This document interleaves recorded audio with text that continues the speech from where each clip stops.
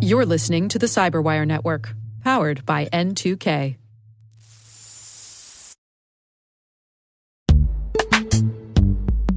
This episode is brought to you by Palo Alto Networks, the leader in cybersecurity. As AI-driven attacks increase, organizations can't afford to have network security that's stuck in the past. Discover how Palo Alto Networks can help you predict what's coming and proactively secure against it with a zero-trust, AI-powered network security platform built to secure whatever, whenever, wherever. To learn more, visit paloaltonetworks.com/network security platform.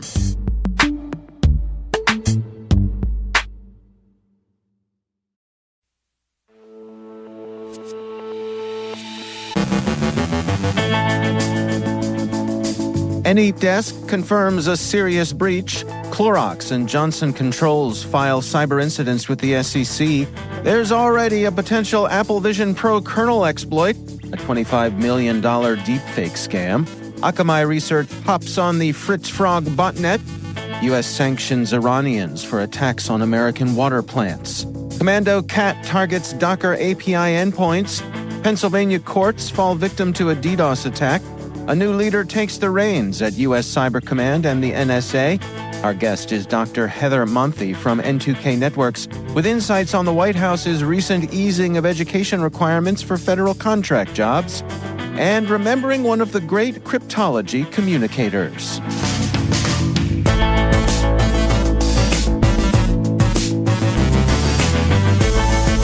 It's Monday, February 5th, 2024. I'm Dave Bittner, and this is your CyberWire Intel Briefing.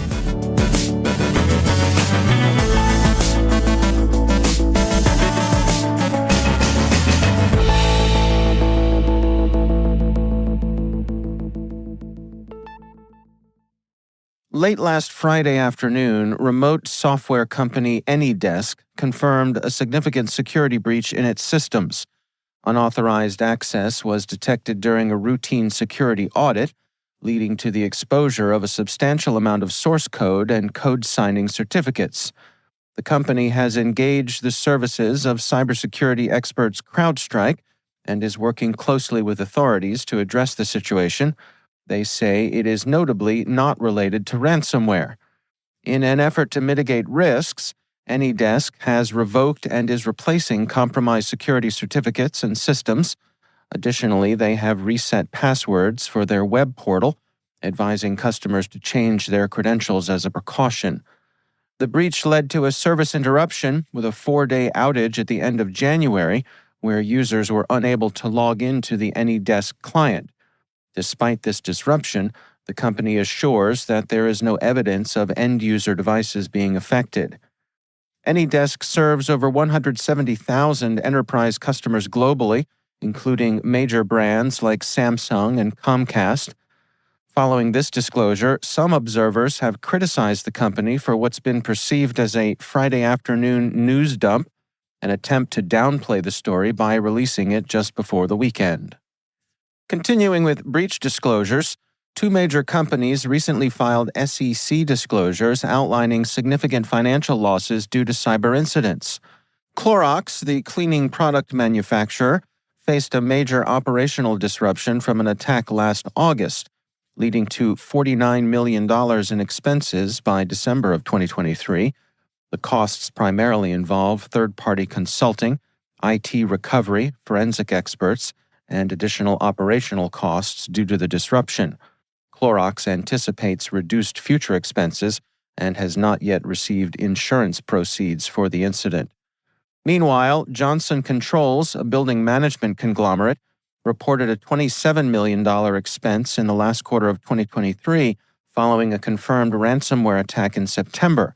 The company expects further expenses in fiscal 2024, mainly in the first half, for response and remediation efforts. The attack disrupted their billing systems, but is not expected to materially impact net income, with a substantial portion of the costs likely covered by insurance. Joining me is Brandon Karpf. He is an executive producer here at N2K CyberWire, also a former naval officer who spent time at Cyber Command. Brandon, welcome back. Hey, Dave. Thanks for having me again.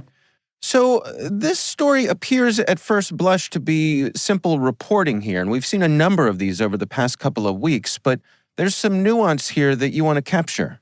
Yes, most definitely. So big picture with the SEC and these types of filings is that the SEC implemented a new set of rules in December of 2023 for public companies, which now requires them to report any breach that they identify that's material to their business operations within 4 days.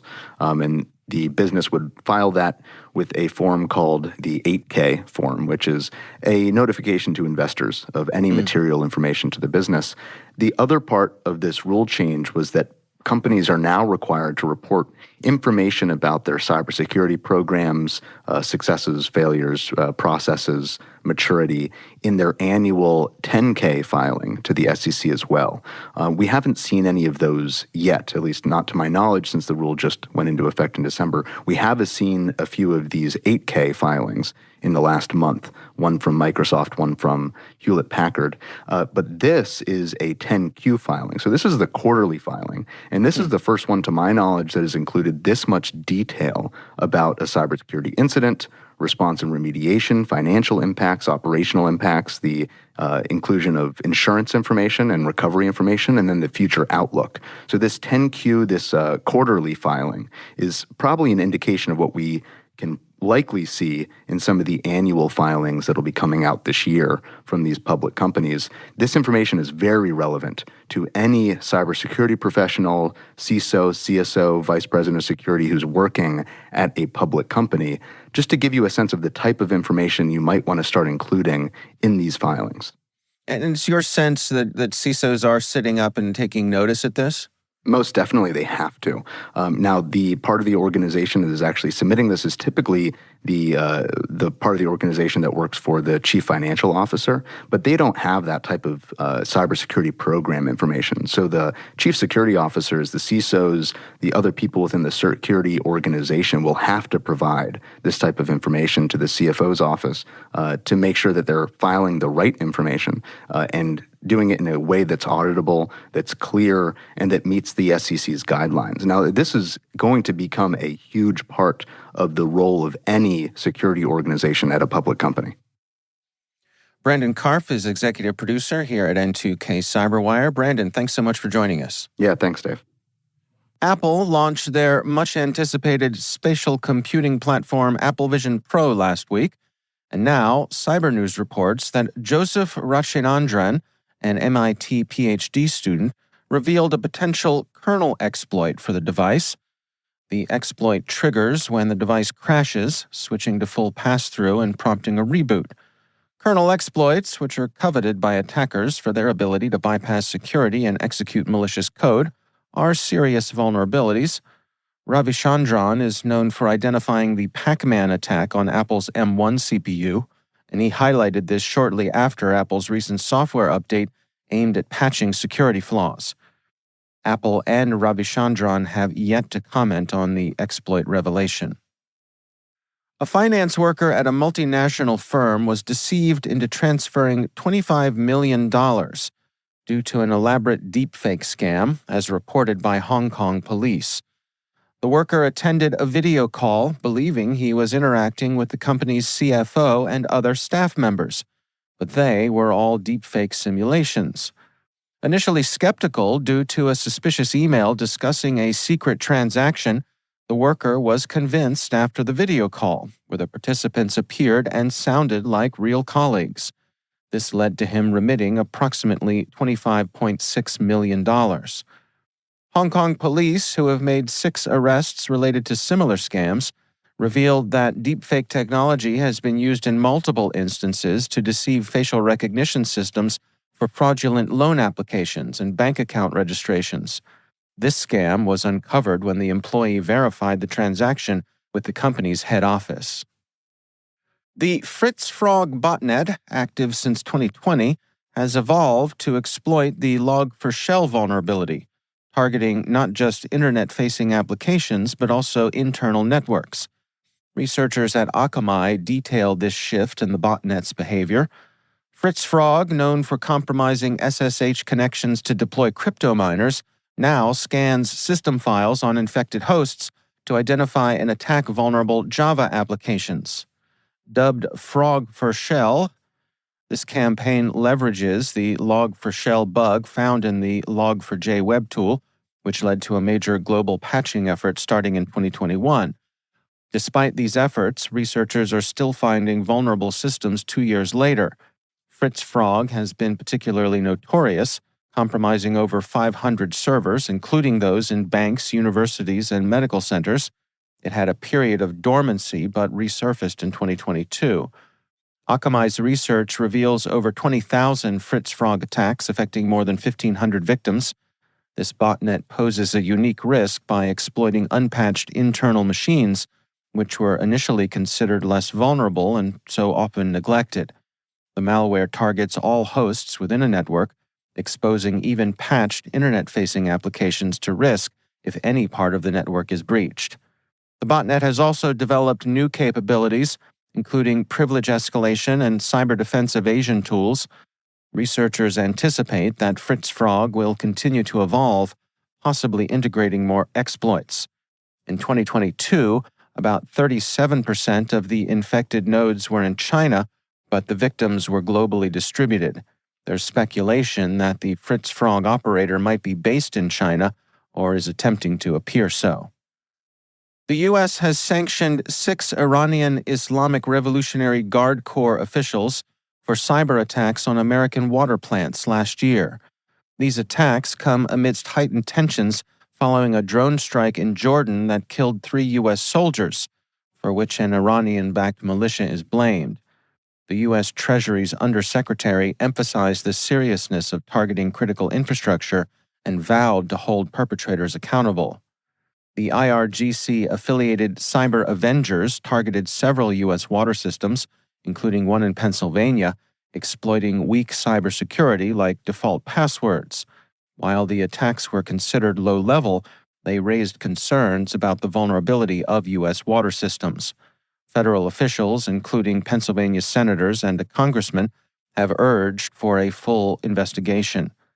The U.S. Cybersecurity and Infrastructure Security Agency warns that countries like Iran are increasingly investing in cyber capabilities, posing significant threats to U.S. infrastructure. Researchers at Cato Security have discovered a new malware campaign named Commando Cat, targeting Docker API endpoints. This is the second Docker targeting campaign in 2024, following a recent report on the malicious use of the 9hits traffic exchange application. Commando Cat is a cryptojacking campaign exploiting Docker for initial access, using the server to access the host's file system and execute multiple interdependent payloads. These payloads aim to establish persistence, enable backdoors, steal cloud service provider credentials, and run a cryptocurrency miner. The malware exhibits unique evasion techniques, including a rare process hiding mechanism using the hid process hider script instead of more common rootkit kernel modules. It also employs a Docker registry black hole to prevent other attackers from accessing the compromised system. Commando Cat functions as a credential stealer, a stealthy backdoor, and a cryptocurrency miner, making it a versatile threat. Its payloads bear similarities to those used by other threat actors, particularly Team TNT, suggesting Commando Cat could be a copycat group building upon Team TNT's techniques. The sophistication, redundancy, and evasion tactics of this malware make it a challenging threat to detect. Over the weekend, the website of the Pennsylvania State Courts Agency experienced a cyber attack which disabled several online systems. This incident was confirmed by officials on Sunday night, who noted that the attack did not compromise any data. Chief Justice Deborah Todd says the attack is being investigated by the U.S. Department of Homeland Security and the FBI.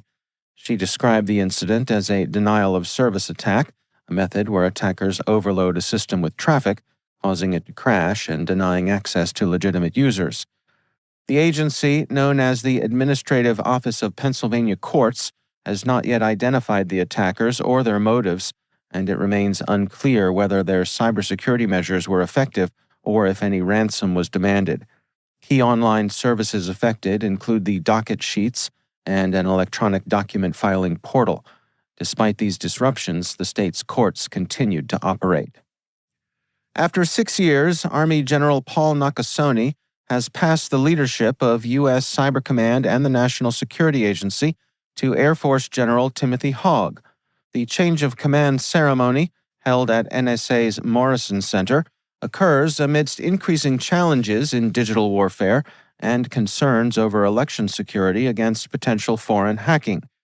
Nakasone, praised for his leadership during a period of heightened global challenges and low morale following security breaches, introduced significant changes, including the Persistent Engagement Doctrine and the establishment of the Cybersecurity Directorate at NSA. Hogg, previously Cyber Command's deputy and head of the Air Force's Digital Warfare Branch, is recognized as highly qualified for leading these agencies. The ceremony, attended by top national security officials, highlighted the evolving importance of technology in national security, with Hogg expressing enthusiasm for future challenges and opportunities.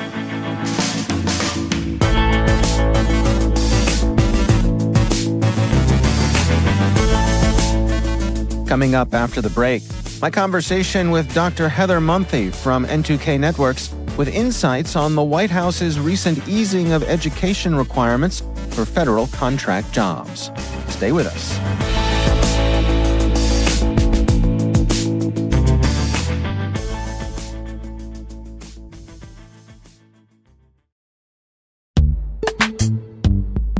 From dozens of spreadsheets and screenshots to fragmented tools and manual security reviews, managing the requirements for modern compliance and security programs is increasingly challenging. Vanta is the leading trust management platform that helps you centralize your efforts to establish trust and enable growth across your organization. Over 6,000 companies partner with Vanta to automate compliance, strengthen security posture, streamline security reviews, and reduce third-party risk. CyberWire Daily listeners can get $1,000 off Vanta by going to vanta.com/cyber. That's VANTA.com/cyber.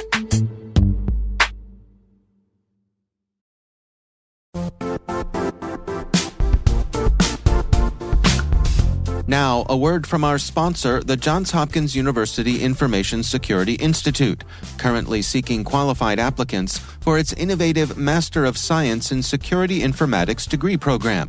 Study alongside world-class interdisciplinary experts and gain unparalleled educational, research, and professional experience in information security and assurance.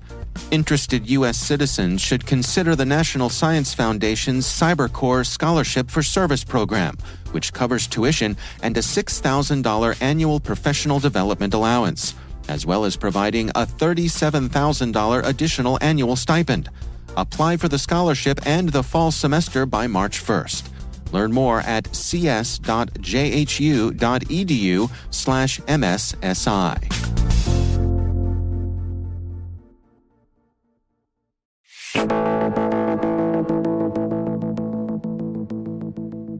The Biden administration recently announced updates to their federal hiring standards for folks seeking jobs in cybersecurity.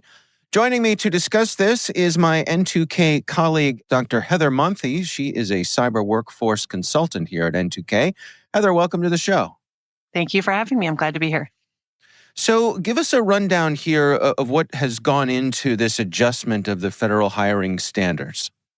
Well, I think that there's been a lot of talk over the last 10 or so years about how do we get more people involved in cybersecurity and how do we help fill this cyber workforce gap. One thing that has been identified is that the bachelor's degree has sort of been this stopping point for a lot of people to break into the field. And there's a lot of different roles within cybersecurity that don't necessarily require a bachelor's degree to get started in that position. So I know that the federal government has been talking about this for many years, and I'm glad to see that there's some progress being made into opening up opportunities to work in the cybersecurity profession for people who may have already had some really good success in another career, but don't necessarily meet the bachelor's degree requirements and want to get into this field. Do we have many specifics yet here of what sorts of positions this could be affecting?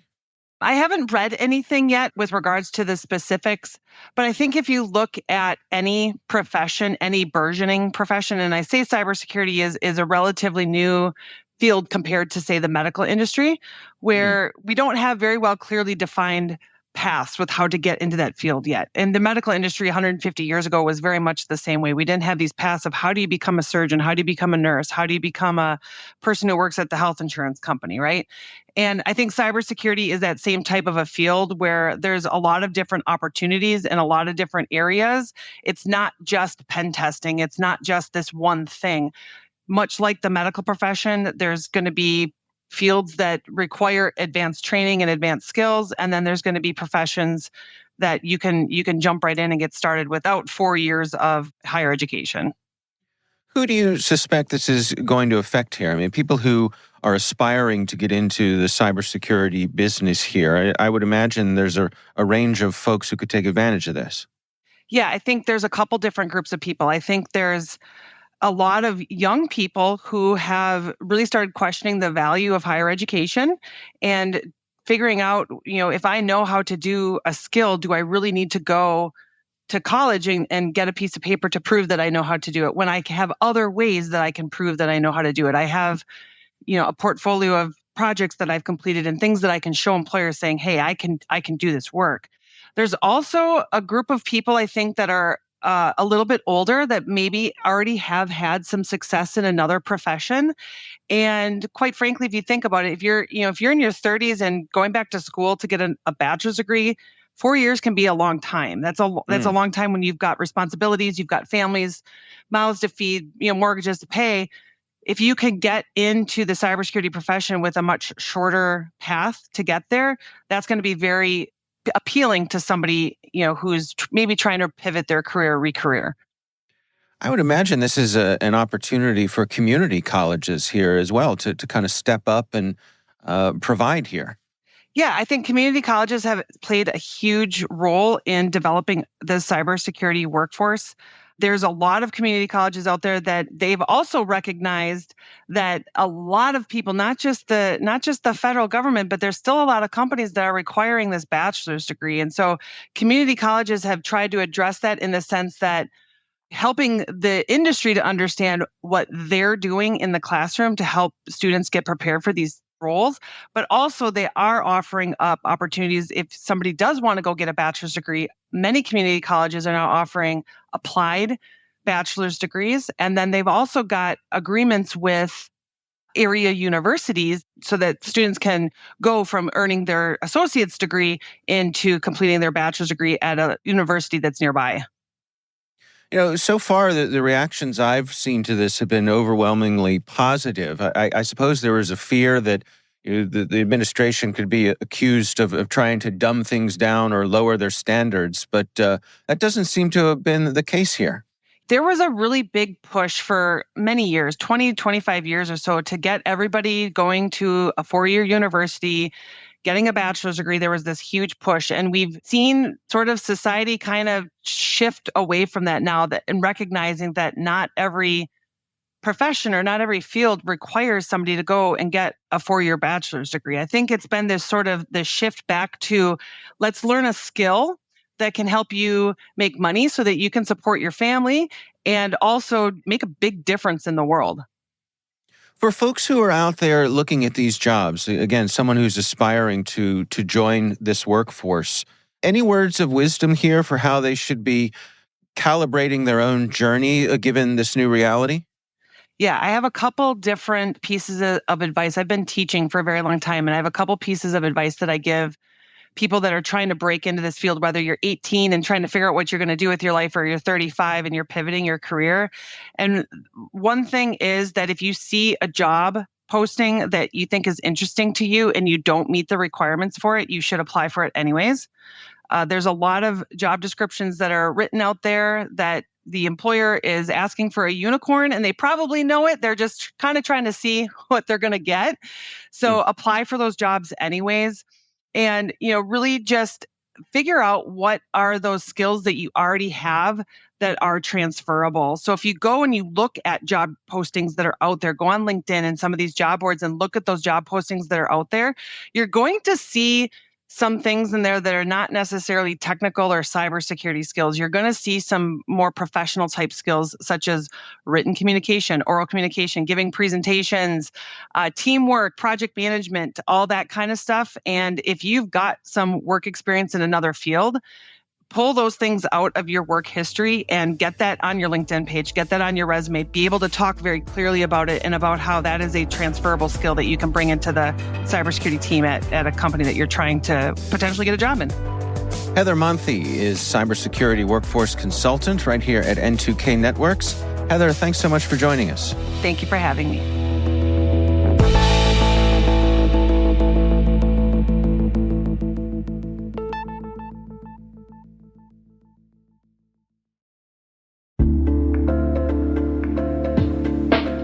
And now, a word from our sponsor, SpyCloud, the cybercrime analytics leader.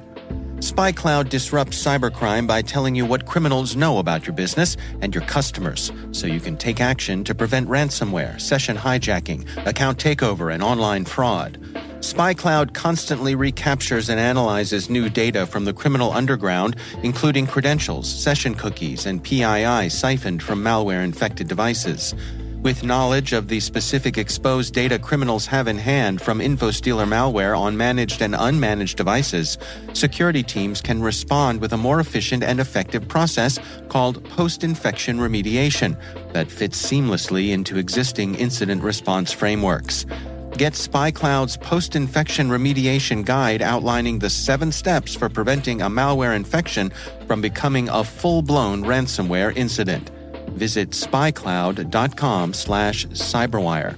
That's spycloud.com/cyberwire. And we thank SpyCloud for sponsoring our show.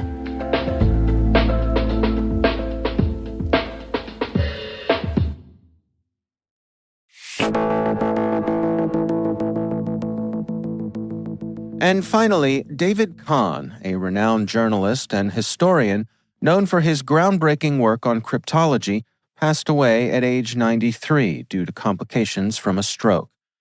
His fascination with cryptology began at age 13 after discovering a book on codes and ciphers. Kahn's landmark 1967 book, The Codebreakers, explored the history of secret communication, establishing him as a leading figure in the field.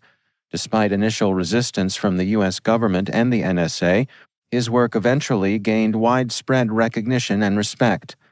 Kahn's career in journalism began at Newsday and later included a stint at the New York Herald Tribune's Paris edition. He earned a doctorate in modern history from Oxford University, where he focused on German military intelligence in World War II, leading to his book Hitler's Spies. His other works included Seizing the Enigma and The Reader of Gentleman's Mail. Despite not being a skilled cryptanalyst himself, Kahn's extensive knowledge and collection of intelligence artifacts earned him a special place in the field, culminating in the NSA's National Cryptologic Museum housing the David Kahn collection. Kahn's work significantly contributed to the public's understanding of cryptology and signals intelligence. May his memory be a blessing to those who knew and loved him.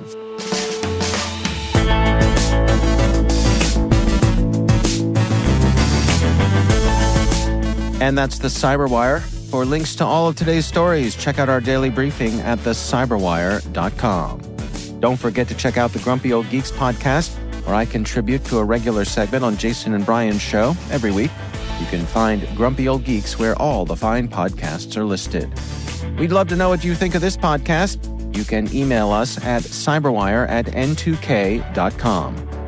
We're privileged that N2K and podcasts like the CyberWire are part of the daily intelligence routine of many of the most influential leaders and operators in the public and private sector, as well as the critical security teams supporting the Fortune 500 and many of the world's preeminent intelligence and law enforcement agencies. N2K Strategic Workforce Intelligence optimizes the value of your biggest investment, your people. We make you smarter about your team while making your team smarter. Learn more at n2k.com. This episode was produced by Liz Stokes. Our mixer is Trey Hester, with original music by Elliot Peltzman.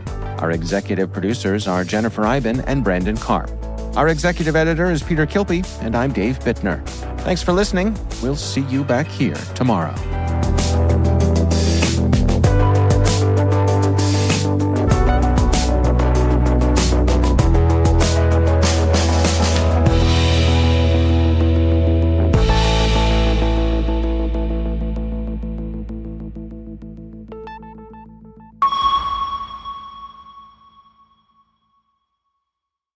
This episode is made possible in part by RSA Conference, where the world talks security.